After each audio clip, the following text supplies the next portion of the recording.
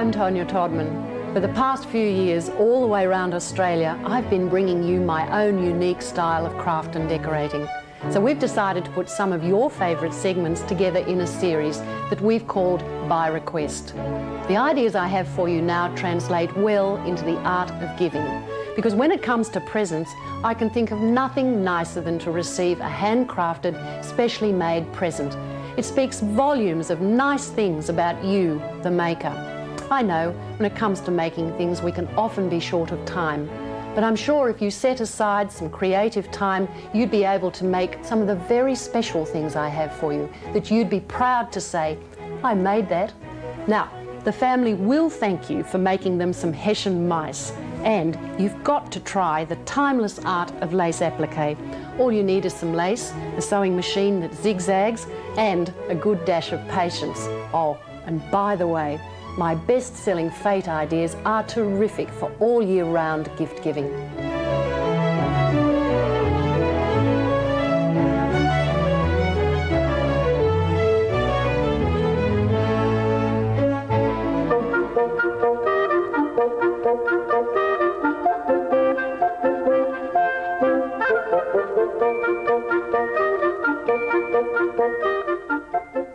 These delightful creatures are mice, believe it or not, and they're made from Hessian. You can get Hessian from craft shops, haberdashery shops, and even the local hardware shop, because a lot of bricklayers and tradesmen use it, so it's not difficult to find.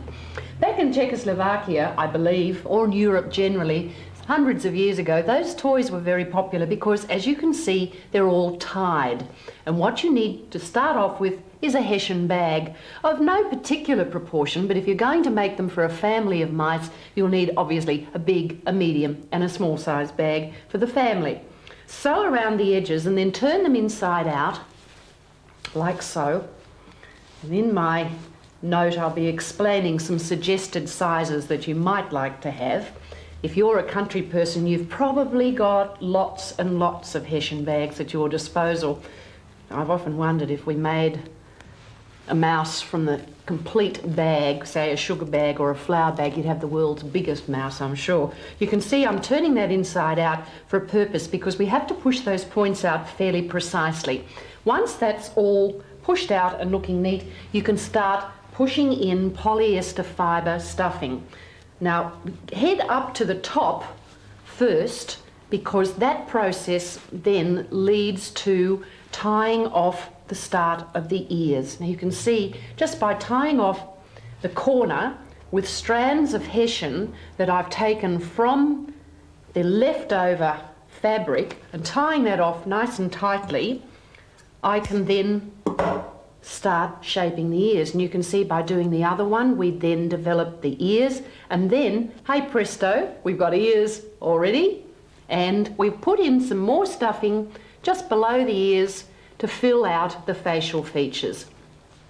Push that up. Now you've got to be a little bit careful pushing that out, because once that's smooth enough, as you can see there, that's going to give you room to put the eyes and to tweak out a little nose there with some whiskers. See, there it is, all completely tied off like that. Now, the bottom part of the mouse is very similar to the top half. There's nothing complicated about it at all, because the legs are tied off in much the same way as the ears were. But what you have to be careful of with the legs is that his tummy is nice and fat, and that the legs are in such a position that the mouse sits well. You can't have a mouse that can't sit up.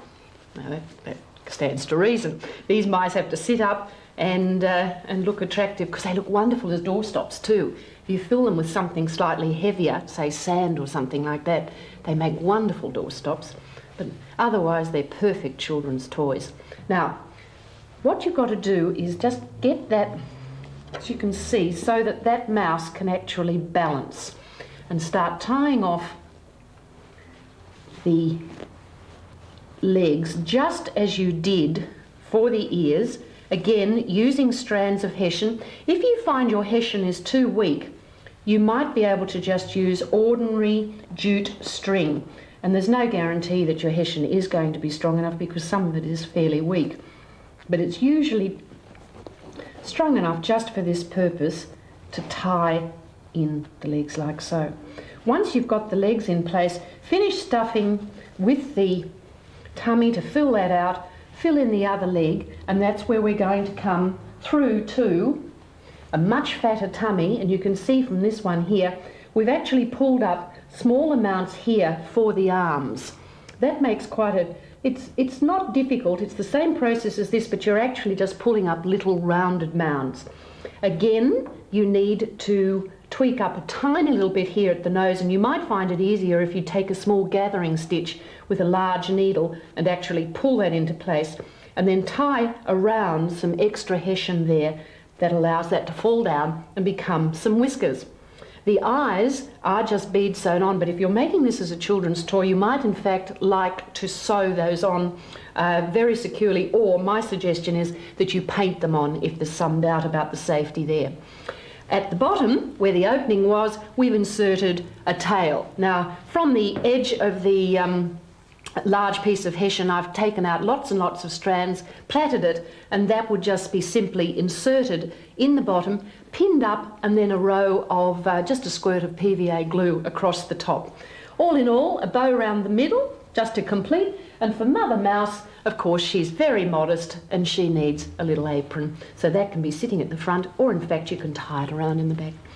Inexpensive, great for fates, good for presents, good fun for the kids to make.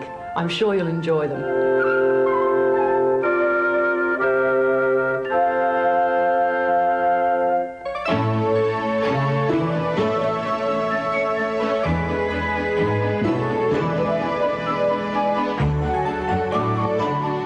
Some of my favourite decorator items are terracotta pots. They come in dozens of sizes and they're available all over the place at craft shops, hardware shops and traditional nursery outlets. And you know, there are also dozens of ways you can transform them into great storage and decorator items. I like to cover them with fabric, and to do that I first apply a polyurethane based varnish to a circle of fabric. It takes a while to put it on, so I won't bore you with the whole process, but just make sure that it's completely covered. Add a bit more if necessary and rub it well in. Once that's completely saturated with glue, you then pick up the fabric and then drape it over the pot. And you see that it will fall down into pleats. You can take some time to actually arrange those as neatly as you'd prefer and tuck the excess fabric inside. Then with a separate piece of fabric, I tie a bow around the outside to hold it. As you can see, this is what it'll look like when it's dry. Put some Glad Wrap inside the folds of the bow to hold it. Pull it rather tightly so that it will hold it in place. Inside you can see where I've tucked the excess fabric down with some more of the varnish to hold it in place. Let it dry on its side so that gravity won't distort the bow.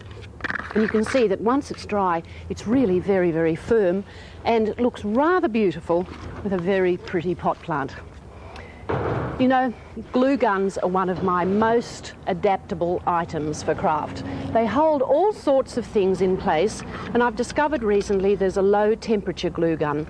That means it's not quite as hot as the conventional guns, and it does mean that children could use it, of course still under supervision, for all sorts of crafty items they might want to create. Now, this is another simple transformation. I've separated bunches of silk flowers, then glued them around the rim of this pot. You know, I think that'd look really pretty in a little girl's bedroom as a storage spot for her hair ribbons or hairbrushes and what have you. Now, if you can manage to keep some jelly beans from all those people in your family that like to eat them, just make sure they leave you just a few to glue onto the rim of a small pot. These are great for fates, and of course, once you've put that clear varnish, that's just the polyurethane varnish we used a moment ago, over the jelly beans. That'll stop the ants and other assorted little beasties from trying to eat them. And, you know, they look terrific with your paper clips, your pencils by the phones, all sorts of things, but good trinkets, good trinket holder for kids. And you know, I like to paint too, and I think terracotta pots are probably one of the easiest things to transform. This is a simple, very naive style of painting. I first lacquered the pot for two reasons. One, so that the paint doesn't soak in so much, and two, if I made a mistake, it was going to be really easy to wipe away. The shapes are reminiscent of the seashore. There's shells, starfish, some coral, and I've used acrylic paints in really, really bright colours. That's a great container just for shells and what have you, but it'd be a really pretty decorator item in your bathroom. Now, Mexican influences are pretty special as far as home decor is concerned at the moment, and this pot was transformed with very simple broad stripes applied with a rather large brush. I first divided up the rim of the pot so that I got my stripes very even, then applied the green stripes, filled out the gaps with yellow, and then some horizontal stripes, a touch of black for accent, and some broad brush strokes of more green around the base. That being Mexican, I suspect that's going to be perfect for a rather large cactus I've got in mind. Don't let this be the only way you can transform a pot. Make sure you let your inhibitions go and that you've got all sorts of ideas about wonderful colours and shapes. It's really easy, so give it a go.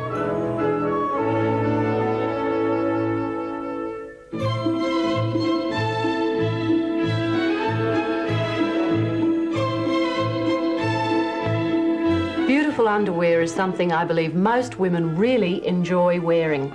You know, it can be made for yourself too, because I've got a really simple pattern that you're going to be able to get in my note for this week. And the things that you need are very simple as well. Beautiful fabrics will always be the best things to use. Pure silk, of course, lovely fine cottons, soft crepes that are all synthetic, and then of course you get the blends of cottons and synthetic, which are really easy to look after, and they're easy to sew too. Now, the special trimmings that go on these fabrics are superb laces, and these laces are usually available at most haberdashery and craft shops, and there are some ideas you really need to look for, because the laces can be cut into their very own designs. These laces are actually doubled edge in that the one edge of the lace is identical to its opposite side. And as you see, you could very easily cut down the centre of that lace and create two separate pieces. And then you have laces that are distinctly one piece and can be sewn along one edge to apply that to fabric. And this one is a very wide lace that could also be cut into two through the centre or used simply as it stands at the moment. So there's plenty to choose from, and don't always look for white lace because pretty colours look really good on patterned fabrics. Now, the technique of applying the lace is not difficult. A zigzag machine is a requirement, and the technique involves placing the lace down on the edge of the fabric and actually stitching it.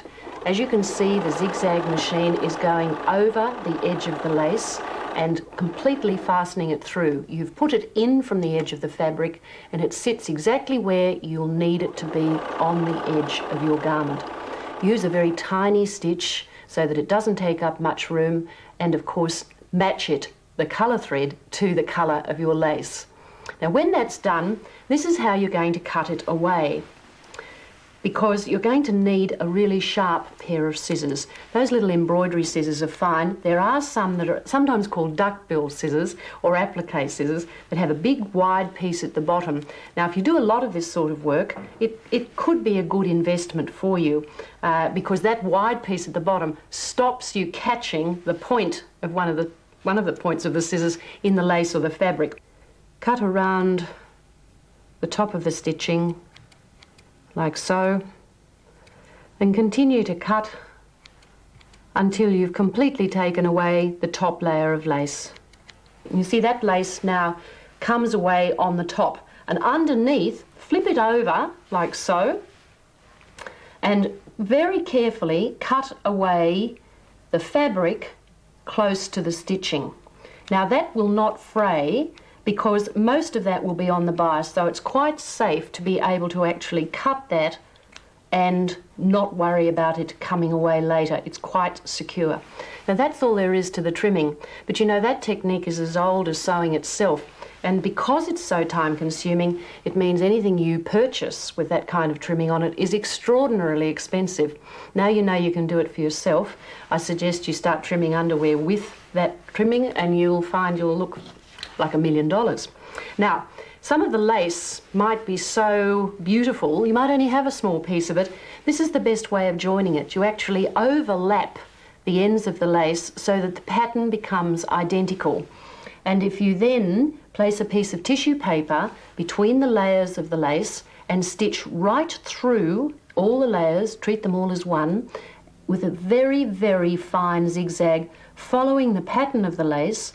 Tear away the paper from either side and then cut away all the excess lace. You'll find that you're left with a very tiny row of stitching that's barely noticeable and quite acceptable as a join on any beautiful underwear. Now, what can you do? As I said, the pattern for this particular set of underwear will be in my note, and I just want to explain the pieces because they really are very simple. The back and the front of the knickers will look like that, very similar to each other, and the camisole top has two pieces, a front and a back like that. So it's not difficult for you to follow those pieces. You can, of course, for different sizes, add some to the side of the camisole and, of course, again, to the side seams, that is, of the knickers, fronts and backs, and that will increase your sizes or decrease them as you wish. Now, the lace, when it's applied, looks really, really pretty. This is on a pattern fabric which is currently very fashionable as underwear goes. You'll find it might be difficult for you to discern the lace from the fabric, but that's just a little different in that the lace has been taken from the bust points right across the centre of the camisole, and then the fabric's been cut away from underneath. That's a really pretty touch, and that's a nylon lace on a synthetic fabric, so it's very soft and drapey and you don't need to iron it. The half slip that goes with that has a split in it, and that can be worn at the side or right down the centre front. And as you see here, those corners have been mitered, and as I said earlier, if you use tissue paper in that corner by overlapping the lace and folding it into a mitre, put your tissue paper between the layers, again a fine row of zigzag, tear it away and you'll have a very secure mitered corner. That's a pretty idea that you could also put around the edge of a camisole or the points if you want to mitre those. There's another example just of lace that cut simply into a scallop, so that's really simple. That's not a complicated one, though if you do get a complicated lace such as this one, which is a really old lace, probably this lace that I've used here is about 50 years old, and you can see that that was a very complicated piece of following compared to the more modern nylon laces that I've shown here where it's a simple scallop. Take your pick on that because the effect is going to be very similar. See, it's not difficult. If you've got a zigzag machine and a fair bit of patience, all this beautiful underwear can be yours, or why not make it for someone you love?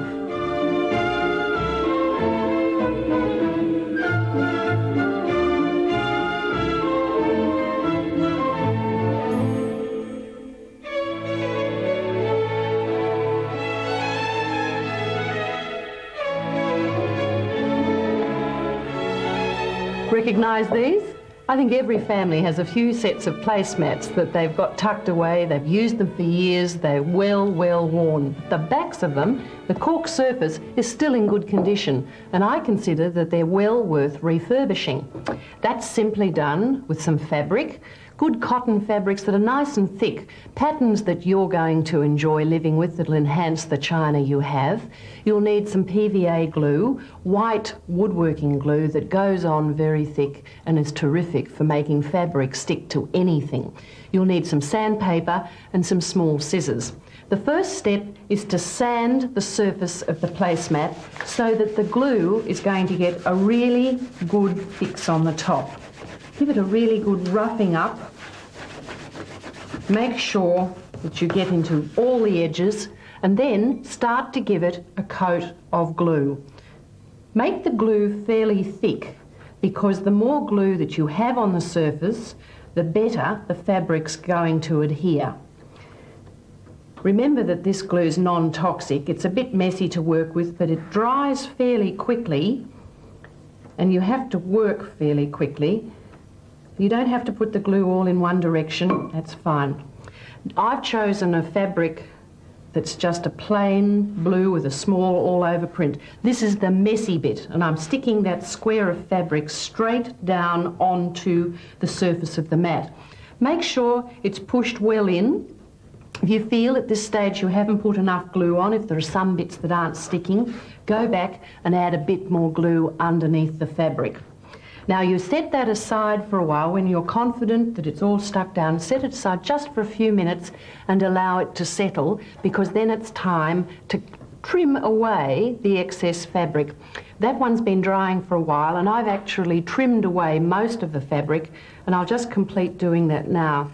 You line your little scissors right around the rim of the mat and cut it fairly closely, trimming it away quite accurately so that it's nice and neat. Now, of course, if you're working with square mats, they're going to be, the only difference with those is that they'll be a different shape. Now, once that's done, I've just missed a bit there. Once that's done, you need to give it its final coat. Add on some more glue, paint that on. What this is going to do is actually seal the mat and give it a waterproof surface. Completely cover the mat and then perhaps pick it up and just make sure you've pushed down all the little rough edges that may be just left at the edge. That's all you need to do. When the mat's dry, that's what you get. It's completely hard. It's a wipe-over surface. You can actually wash off any food stains that there might be. The back, of course, is still in good condition. It's ready to have many, many more years' service ahead of it. You might like, as I've done here, to make some matching table napkins. It's an easy, very simple craft to do, and it's something that's ideal for recycling.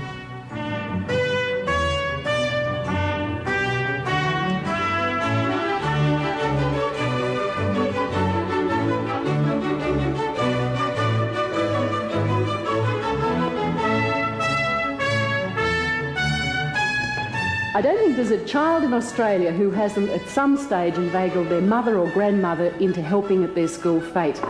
You know, there's a lot of effort goes into school fetes, so don't be misled. The three things that I think are important are planning, preparation and presentation. And those three factors alone will make a big difference to the profit you make. And it's working groups like this one here that makes all the difference, because mums and grandmas get together and start to make the things that are needed to sell. Now, all through the year, they're working away, often with things that are grown in our own garden, such as the lavender here from Joan's garden. And, you know, moths absolutely hate lavender. And these little wands can be very easily made from stands of lavender that are tied together with ribbon. You can make wands that are perfectly plain and others that are woven with ribbon. Very easily done, a lovely old-fashioned idea, simple to make, very, very profitable. Doesn't take a lot of effort. And you're better off using fresh lavender, but you can also use dried lavender. Now, what would be a fete without a table full of jam? It's so much more interesting if you coordinate the lids of your jam, because a whole table full of a mishmash of tops can look pretty uninteresting. But if you select a colour theme, I guarantee it'll help sell them. Black and white checked gingham is terrific, and old-fashioned luggage labels look terrific if they're tied around with a strand of raffia or, again, coordinated ribbon. I've actually baked some labels. Now, they'd be good round jams or preserves, but they also work well on the herb oils that we're going to see in a moment. That's just a mixture of flour and water rolled very flat and then pressed out with cookie cutters. Later, written on with a normal texter pen. The little hole that's there with the raffia through it's done prior to baking, and they actually work very well. They're definitely a no-cost label. Now, save all your beautiful bottles. These have been purchased, but during the year you'll probably find those that you want to recycle for cooking oils that have been flavoured with herbs. There's all sorts of things you can use. There's strands of rosemary and sage, lots of garlic and pepper, chilies, all sorts of things that go together to make the oils that are good for stir-frying or flavouring salad oils. They are a good seller because they look nice on people's pantry shelves, and of course when they're labelled beautifully with those herb oils, perhaps one of those little labels made from pastry, they look really very attractive. Now, just for a little bit of difference, we all know about bath oils because from a basic grape oil perhaps, and that was actually the oil I used in the food oil as well. They're made in Australia, or there are imported varieties, but it's a nice neutral flavoured oil. You can make bath oils by simply adding perfumed oil to that and letting it settle for a while in a pretty bottle. Or what about bath vinegars? They're very astringent and quite different. Add some roses to a bottle, something that you're going to be able to mix some vinegar with, and once that's, just pour that in on top. And as we're using roses, we probably should add some pink colouring, just a little bit of colouring in there to colour that away. Maybe a scent or two of oil as well, just to make that smell beautiful, just to help it along a bit. Seal up the bottle, give it a good shake, and then once that's completely immersed in the roses, leave that for a week or so, pour it into attractive little bottles, a little bit of pink ribbon and maybe a rose petal or two, and that makes for a lovely, astringent, sweet-smelling bath.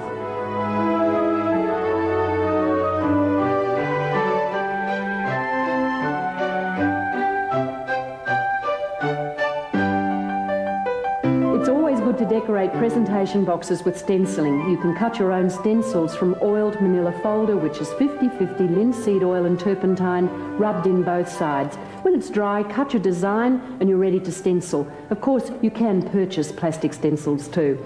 Your presentation boxes, when they're finished, will look something like this. They're very, very important for the presentation of homemade cakes and sweets. And, as you can see, Carolyn's having a great time here stenciling with a natural sponge. You get a much quicker result than you would from a paintbrush, and the design goes on very, very evenly. Aren't you clever? Yes. Now, homemade soap's a great seller too. This is an easy recipe that I recommend as a gardener's soap. And just to continue that feeling, I've cut some little soap drainers from leftover paint fences. That's been drilled through just to allow the drainage to happen. 2 small pieces on the bottom nailed together, and away you go. Now, once the soap's been made and cured and cut into blocks, wrap it in cellophane, tie it up with some raffia, trim off the ends so we don't have a lot. There we are. I'll be your helper there, Rosemary. Thank you. And that's a particularly pretty idea that you could sell to anyone who loves gardening. It's even good for washing the dog too. I guarantee he'll smell beautiful. Now, while we're on the process of making things and melting things, as you do with soap, why not melt some candle wax? This is available in bulk from suppliers throughout the country. It's plain paraffin wax that comes in blocks according to your needs. When it's melted, you can add citronella. That's that wonderful citrus oil that really frightens away the mosquitoes and bugs at night, particularly when you're outside. And I suggest you just add a pretty label that says citronella candles, pour them into, the melted wax, into a terracotta pot. You can get some without drainage holes. If your pots come with drainage holes, simply line the pot with foil. Pour in the wax, allow it to set, and of course, before you've done that, I might add, you should have added some candle wicking, which if you want to hold it in the bottom of the pot, tie that around an old sink washer, and that'll let it settle in the bottom, clip it off to the length you want. These are good sellers, and of course very appropriate for Australia, because you know all the bugs we have when we're trying to eat outside.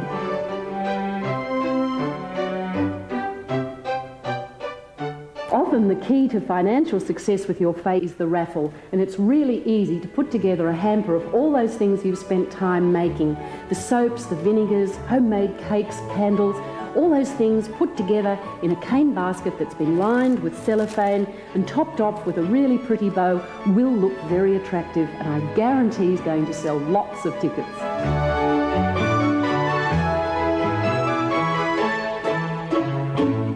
Wrapping your presents can be an enjoyable, creative pastime too. Consider using balsa wood and paper mache boxes as containers instead of just using wrapping paper. And those baked bread dough labels are a very stylish personal touch. Oh, and you know the soap you just saw in the Fate feature? Well, coming up next, I'm going to show you how to make it.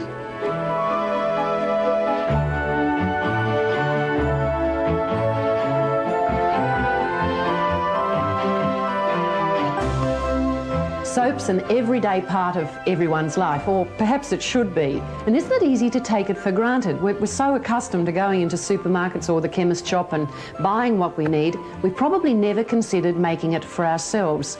It is easy to do just that because all that's involved is a mixture of fat or oil or both and an alkaline chemical that's usually in the form of caustic soda. Now don't fall about. I know that has dreadful connotations because it's used for all sorts of industrial purposes, but this is a fundamental chemical that when it's mixed with fat or oil causes the process of soap to be made, and I'm going to show you how to do that. The ingredients you need are simple, which I've said is fat and oil and water.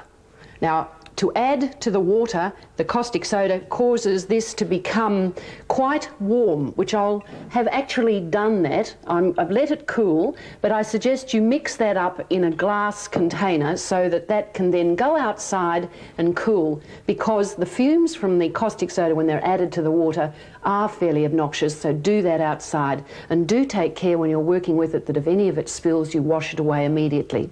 Now, the fat comes in the form of wrapped packages from the butcher shop or the grocery shop, or if you live in the bush and have lots of meat, you kill your own meat perhaps, you might like to purify your own fat.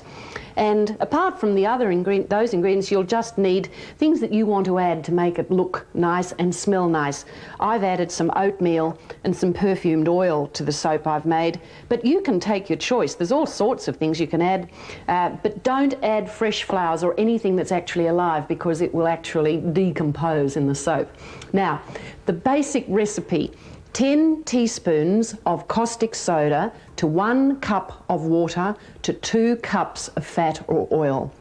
I'll go through that again. 10 teaspoons of caustic soda, 1 cup of water to 2 cups of fat or oil. Now, it doesn't matter in what proportions you make. You can make as much much soap as you like, as long as you keep those proportions together. Okay, here we go. I've mixed up my fat. I've actually poured a combination of oil and fat into the saucepan and let it melt. You have to let that cool until it reaches body temperature.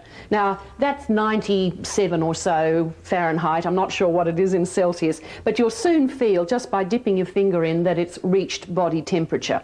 Now, 2 kilos of fat is about 10 cups. And that's the measurement I'm working to. And then bring that across and just add that into a glass container. Don't use caustic soda in anything aluminium. You'll find the reaction is not too good. So stay away, keep from aluminium, keep it to stainless steel or glass. I'll just pop that on the sink and get that out of the way. Now I can add the cooled mixture of water and caustic soda to the fat. It's always easier to add the liquid into the fat, and you can see that that's already starting to turn into soap. Get a wooden spoon and start stirring.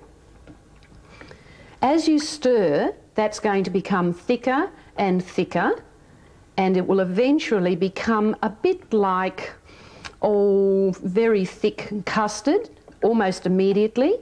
And then once it starts to actually drag through the mixture, it's time to put it into a mould. You know, the history of soap's quite interesting. Caustic soda has another name, and it's actually a lye, L-Y-E. And I don't know how many centuries ago that soap was discovered, but it was found that when water or rainwater dripped through a burning or a burnt out log, the reaction of the water coming through the ash onto fat actually caused the fat to turn into soap.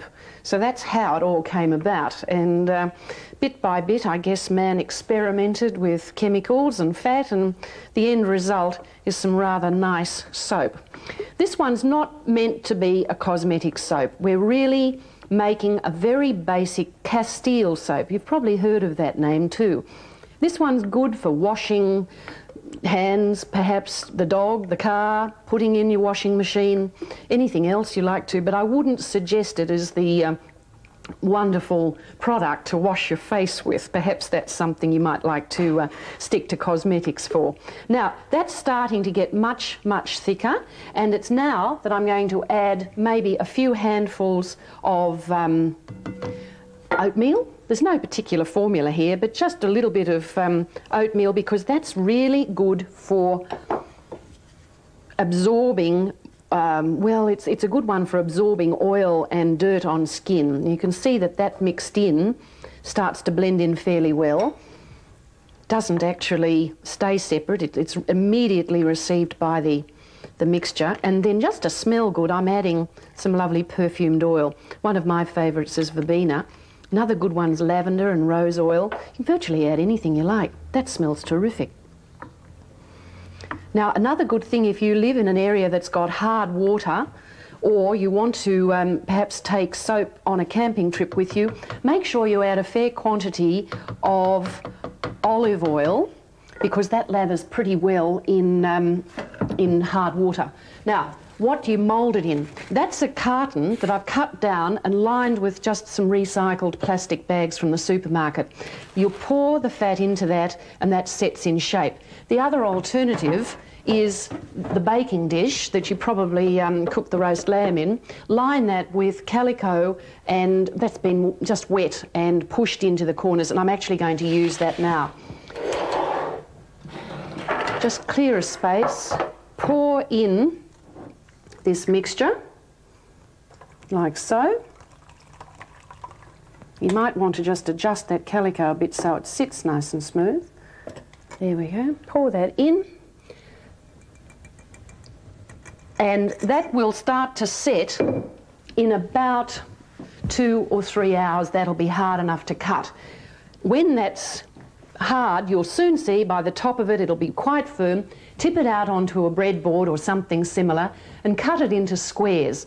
You can then put it away in a cupboard, and you've got to actually let it cure for about 2 weeks minimum, 2 weeks to a month, and it actually hardens. It really becomes very firm, and then it's ready to use and wrap up. And you know, this is what it looks like.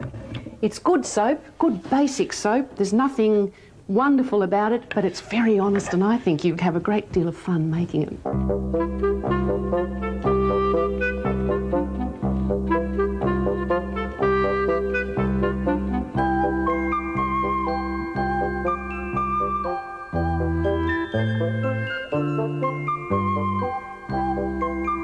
Setting up a nursery can be a very expensive proposition, so why not make something that serves two purposes? This house here starts its life off as a nappy house, because inside you're going to find lots of room for storing all the things that young people seem to need.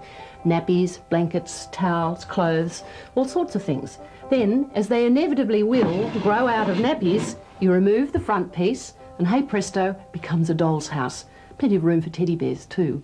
It's very easily made because it's constructed from particle board, sometimes known as craftwood now. It's a highly compressed timber that's easily cut. It nails well, it has a smooth surface, and it's going to be easy for the home handyman to construct things from. In the instruction sheet for this segment, you'll find all the details on how to make this, so don't let any confusion set in. You'll see that the basic design is just like a house. There's a base, the two side pieces are the pitch of the roof, the back piece will be the same size as the front. Inside are two pieces of beading, and they're your supports for the internal shelf, which you can remove or leave in as you wish. Either side of the front are two more pieces of beading either side, and they're the guides for the sliding front panel. The roof comes in two pieces. The back is permanently nailed into position, and the front will be hinged like so, and that's where you get your access.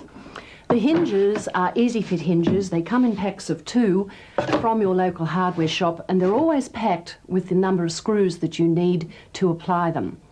When it comes to finishing the outside of your doll's house, I've used acrylic artist's colour, which again is smooth and easy to put on. You'll probably need 2 coats at least, then a coat of clear sealer.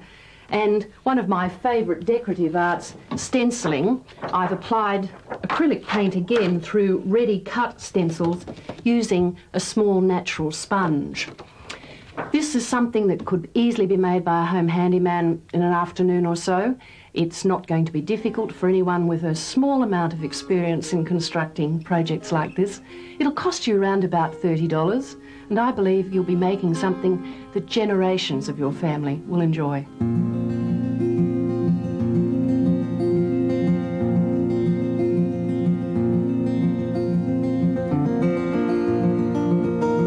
don't you just hate soggy bath mats? Well, the Scandinavians have had the solution for hundreds of years, and they're timber bath mats. The materials are available at all hardware shops, and they couldn't be simpler to make, and they'll probably cost you under $20. You'll need dressed pine in lengths of about 50 centimetres. You'll have to cut those for yourself. Some plastic tubing, that's readily available by the metre at hardware shops too, and some nylon rope that can be pushed through that plastic tubing. The tools you need are very simple: some drills of 2 different sizes, and I'll explain why in a moment, and maybe a little bit of tape to identify a certain area on one of the drills. Now, step 1, mark your pieces across just to give you lines for where the drill holes are going to be. You'll need then to do a pilot hole using a 3mm or so drill. That's going to make it so much easier for you to do the drill holes accurately. The drill holes are actually done in 2 sizes. This larger drill happens to be the size of the plastic tubing. You'll notice that that piece of red tape only shows me how deep that can go into the timber. You'll see that that plastic tubing, when cut to the same length of all through the bath mat, all these little pieces are the same length, when that's pushed in, it only goes so far through that wood. And the reason for that is that these pieces of tubing actually keep the pieces of wood apart.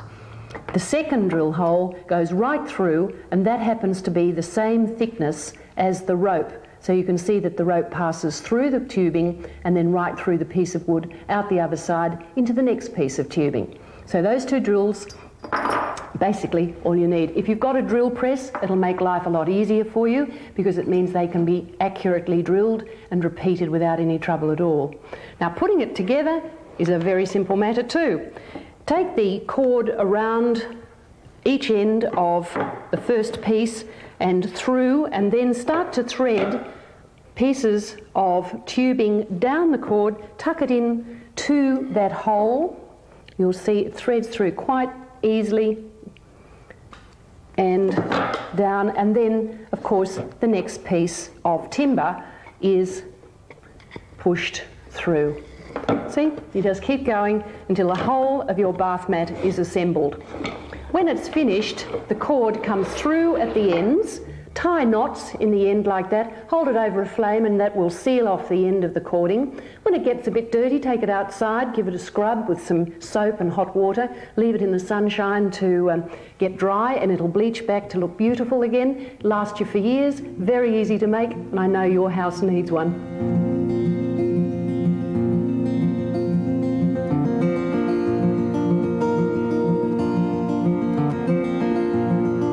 Aren't they pretty? And believe it or not, those pretty pieces are made from a bread dough that's mixed from PVA glue and breadcrumbs like this. That's about half a loaf of white breadcrumbs that have been finely mixed up. Just make sure you get all the bits of crust out, and then to that pour in some white PVA glue. There's no particular formula, but what you're aiming to do is end up with a fairly tacky and sticky dough. Now, this is the good part. This is where you start to mix it all in together. If you really get enthusiastic, you can use your fingers. And believe it or not, you just keep mixing and mixing and mixing, and then eventually you'll be able to put your fingers into it, and what you're going to end up with is a dough like that, that's soft and pliable, and that is very, very easy to mould.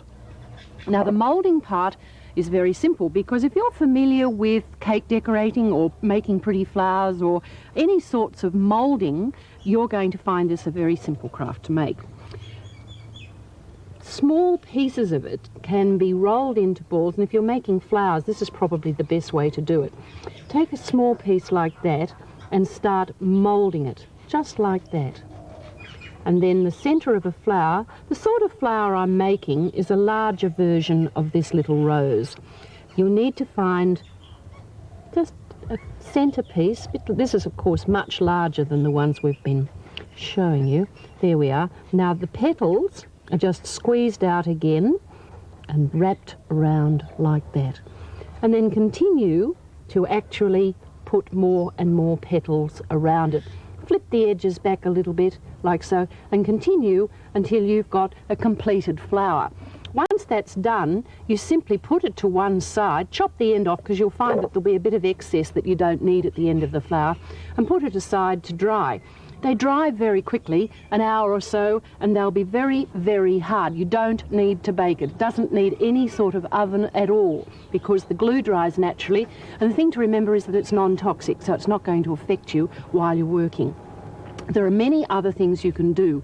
You can roll it flat and make Christmas decorations. You can actually plait it like that into a ring for Christmas and make holly leaves. You can make brooches too, and these brooches are particularly pretty because once they've been formed you can add brooch backs to the back by using perhaps a hot melt glue or something. That's just a geranium that I've painted, and they do make really, really pretty little pieces.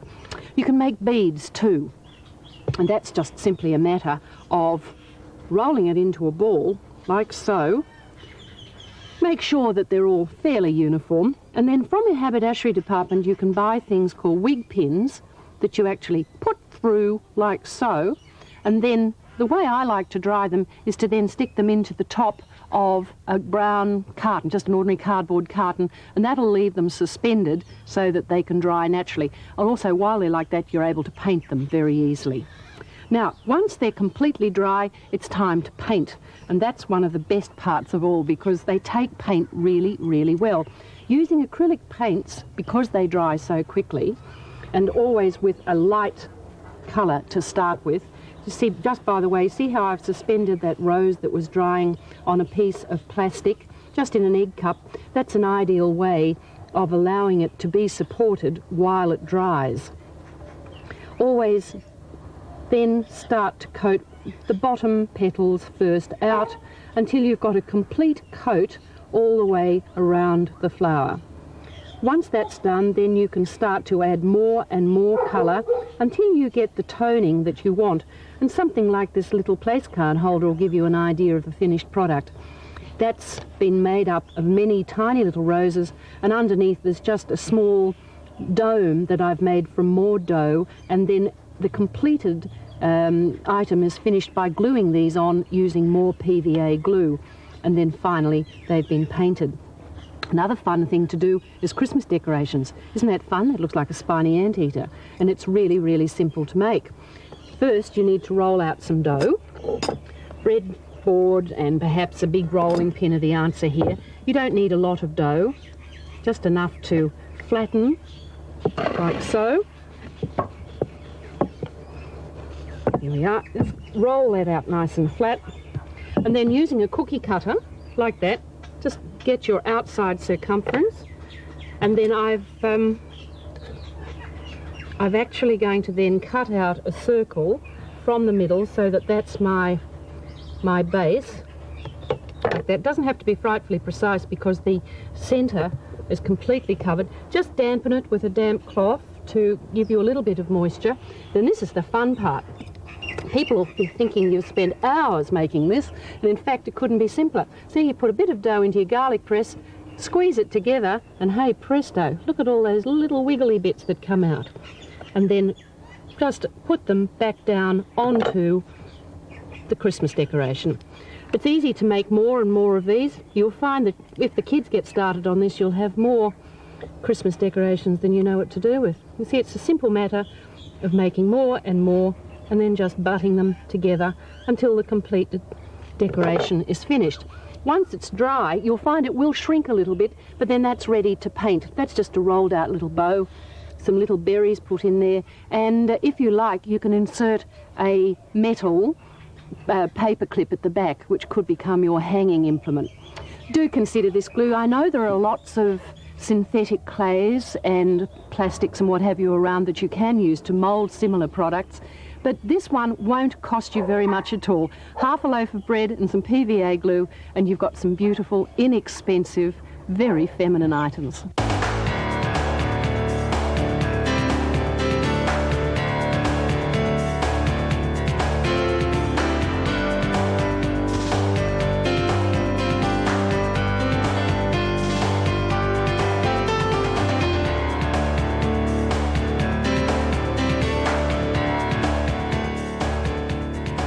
Now, don't ask me what I'm doing here, but it seems a very appropriate place to show you how to make boxer shorts. They are the most popular form of underwear available for men today, and in fact my sons say that they are their favourites. Now, they're really easy to make. The fabrics you choose are important, and very obviously the more colour you can work into it, the better. The soft silky satins, whether they're silk or polyester, doesn't seem to matter, are very, very popular. And you've got really pretty cottons. These ones with bull ants on them look terrific, and the odd farmyard seam doesn't look too bad either. Now, they're all available at your craft and fabric shops nationally. Now, you'll need fabric and cotton to match, of course, and some pretty snazzy new elastic here that I've found to be really good for boxer shorts. It's worked with the elastic already stitched in, so you don't have to form casings. Now, if you can't, for some reason, get that, I'll show you how to form a casing and thread the elastic through. So normal elastic is perfectly all right. Now, the pattern. I'll explain how to make them on the pattern because I think it's clearer for you. The back will look much like this, and in fact the front looks pretty much the same too. You can see that you've got it cut to the waist, the side seams, the hem, and this is the inner leg seam. Now the front is cut with a fly front or without. You can either have a straight seam all the way up the front, and if that's the case, you'll cut it like that. If you want a fly front, you'll add this extension to both sides of the front. Now, I'll show you how to fold that too. The instructions will show you to fold one so that it protrudes like so, and the other side will be folded so that it completely comes back and sits flat. When they're overlapped like so, what you get is that traditional fly front. These dots, of course, represent the stitching line, and down the bottom here is the little reinforced bar that you stitch in just to prevent the seam splitting. This is the button and buttonhole that you can add if you wish to. Now, the seams are all conventional 1.5 centimetre seams, and at the bottom of the leg, as you can see on a sloped seam like that, we add a little curve so that when you fold it back, it sits well for the hem. Now, these seams aren't difficult. All you need is a machine that will do zigzag stitch and a straight stitch, 1.5 centimetres in. Then put your presser foot on the edge of that stitch and stitch again. Cut it away, as you can see here, and then over sew that previous row of stitching. That's going to give you a really neat finish that's not uncomfortable at all and pretty easy to achieve, very quick too. Now, the elastic is easy to install. You stitch it, fold over the top a little bit, and then stitch it at the edges and then again down the lines that are actually woven into it. And you can see that that forms the casings. On the other side, you see that it shows through but gives you a very professional finish. You need to draw through the elastic right up to the waist measurement. It's easy to do. And then when you're satisfied with that, stitch backwards and forwards to secure it so it won't come undone, and then cut it away. While I've got these here, I'll just show you how the fly front works. You can see that that's how it will look on the inside, and that's that reinforcing bar I was talking about. Now, once all that's done, you adjust the elastic so that it sits well, and your boxer shorts are finished. Wasn't that easy? Now, the trick is to find somebody who's going to look really good wearing it. And I think Illy might be just that person. Illy, would you like to try those on for me? Thank you, I'd love to.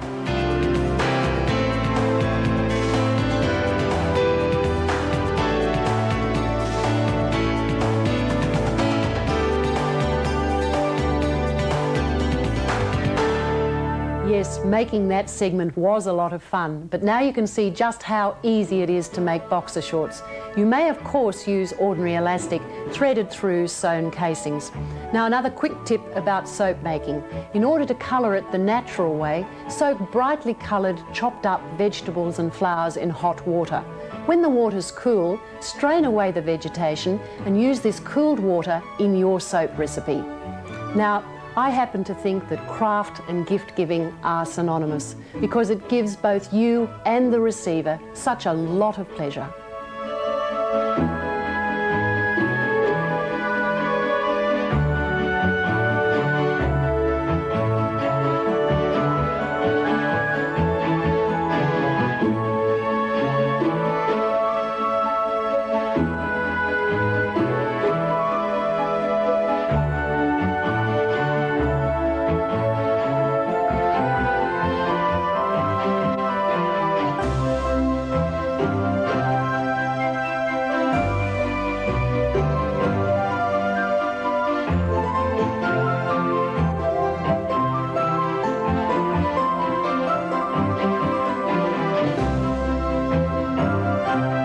Tonia Todman here. I hope you've enjoyed my selection of the most popular segments from Healthy, Wealthy and Wise.